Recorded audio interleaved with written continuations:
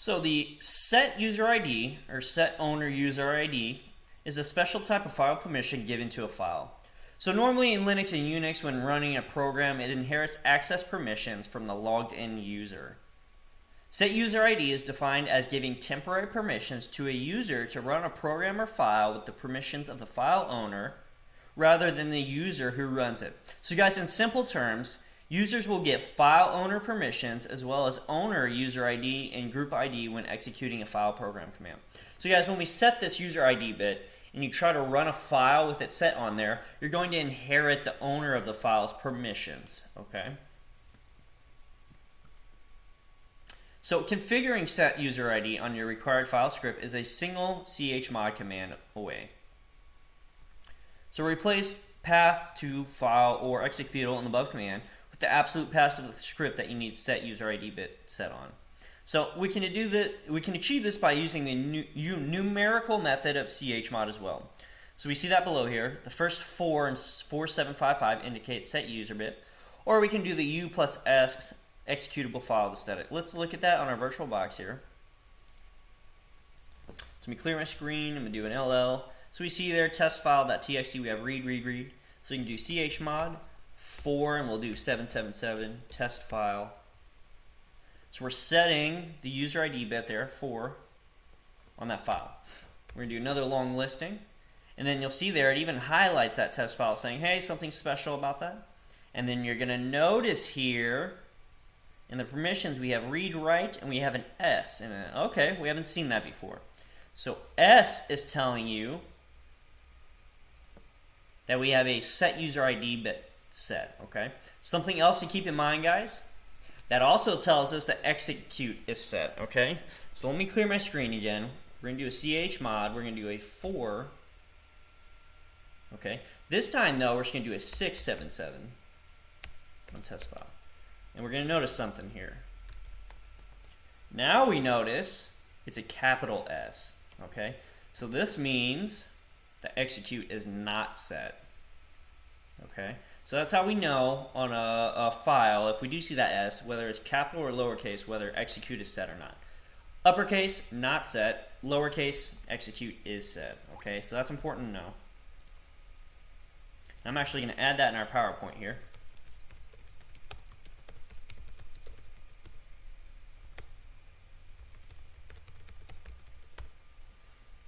Because that is important to know. So that's in our PowerPoint now. Let's look at the next one here, which is going to be set group ID. So the set group ID bit is very similar to the set user ID bit, except the set group ID bit is set on an executable file, and the effective group is set to the group of the file. So the process runs with the permissions of the members of the file's group rather than the permission of the person who launched it. So it's pretty identical, except now we're inheriting the group permissions rather than the user permissions. So set group ID permissions is similar to set user ID permissions. Only difference is when the set scripter command with set group ID is running, it runs as if it were a member of the same group in which the file is a member. So set group ID can be set doing chmod g plus s in the file or directory, or in the octal form chmod, and now we use 2 and then the permissions on the file directory. And we can see that below here. See an S here. So let's go ahead and do that on our virtual box here. So real quick, I'm actually going to take away the set user ID bit. How I'll do that is user minus, remember minus takes away permissions, S, and then test file. Do a long listing, and now we see that that S is gone. Let me clear my screen. So now we're going to do chmod, do 2 777 test file. Do a long listing, and now we see in the group, so user read write execute group read write S. So now we have that group ID set. And again, if I were to change this to where executable is not given to group, oops, we'll notice that S change. And now you can see it's a capital S. Okay. I'm going to add that as well into our PowerPoint.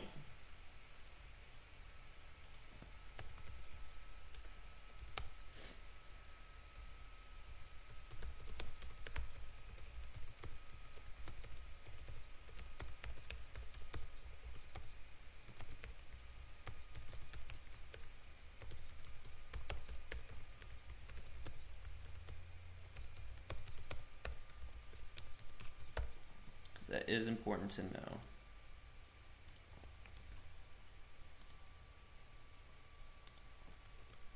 Alright, let's go ahead and head back to our PowerPoint here. Let's talk about the last one here, which is going to be the sticky bit. Okay? The sticky bit is primarily used on shared directories. It is useful for shared directories such as /var temp and /temp because users can create files, read and execute files owned by other users, but are not allowed to remove files owned by other users. Okay? So for example, if user Bob creates a file named /temp/Bob, other users Tom cannot delete this file even when the /temp directory has permissions of 777, meaning everyone has read, write, and execute. Okay, if the sticky bit is not set, then Tom can delete /temp/Bob as the /temp/Bob file inherits the parent directory's permissions. Okay, so if that's not set, then everything in /temp is read, write, and execute. Anybody can delete anything. Okay. Now, root user and owner of the files can remove their own files. Obviously, root user can do that because it's a super user, and basically root user can do anything it would like on the system. And that's why we don't want to give people root permissions if we don't have to. Okay. So we see here below how to set the sticky bit. We can do chmod plus T, or we can do a 1 in the octal form now. Okay. So let's check that out on our VirtualBox. Do an LL, let's see our permissions. Let's go ahead and remove the group permission. So G minus S, the set group ID one, test file. We're doing LL. We see it's removed now. Okay, it's no longer there. So let's clear the screen. We do chmod 1777. We do a long listing. And this time, we see a T. T for sticky bit. I can't tell you why a T is here instead of an S. I'm not sure who programmed or made this permission up, why they decided a T. But that's what it is. It's a T, sticky bit. Okay? And guys, again, if we do 776 on that file, can you guess what's going to happen? That's right, it's going to be capitalized because it does not have executable permissions. And again, I'm going to put that in our PowerPoint.